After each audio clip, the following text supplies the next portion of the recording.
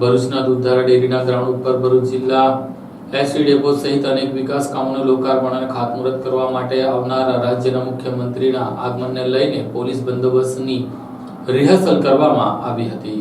ભરૂચના ભોલાવમાં નવનિર્મિત Bholav ST bus ડેપોનું આવતીકાલે મુખ્યમંત્રીના હસ્તે લોકાર્પણ કરવામાં આવનાર છે. ગુજરાતના મુખ્યમંત્રી ભૂપેન્દ્ર પટેલના હસ્તે બસ ડેપો સહિત 200 કરોડથી વધુના કામોનું લોકાર્પણ અને ખાતમુહૂર્ત કરવામાં આવનાર છે, જેને લઈને મુખ્યમંત્રી ભરૂચની મુલાકાતે આવશે. ત્યારે મુખ્યમંત્રીના આગમનને લઈને વહીવટી તંત્ર અને પોલીસ તંત્ર દ્વારા તમામ તૈયારીઓને હવે આખરી ઓપ આપવામાં આવી રહ્યો છે. આવતીકાલના મુખ્યમંત્રીના પ્રોગ્રામને લઈને ભરૂચમાં પોલીસ તંત્ર દ્વારા સુરક્ષાના ભાગરૂપે 5 ડીવાયએસપી, 41 પીઆઈ અને પીએસઆઈ તેમજ 450 પોલીસ કર્મચારીઓને બંદોબસ્તમાં તૈનાત કરી દીધા છે. આજે તેના રિહર્સલની કામગીરી હાથ ધરવામાં આવી હતી. ડીવાયએસપી ચિરાગ દેસાઈએ આ અંગે માહિતી આપી હતી કે આવતીકાલે સીએમનો પ્રોગ્રામ હોય, પ્રોગ્રામ સફળ રીતે પાર પડે તે માટે 450 કરતા વધુ પોલીસ કર્મચારીઓ અને અધિકારીઓ સીએમના બંદોબસ્તમાં તૈનાત રહેશે,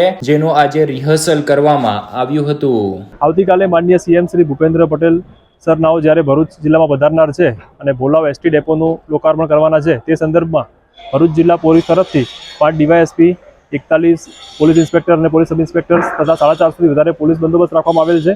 અત્યારે હાલ રિહર્સલ બ્રીફિંગ ચાલી રહ્યું છે અને આવતીકાલનો બંદોબસ્ત સારી રીતે થાય એની તમામ તૈયારીઓ કરવામાં આવી છે.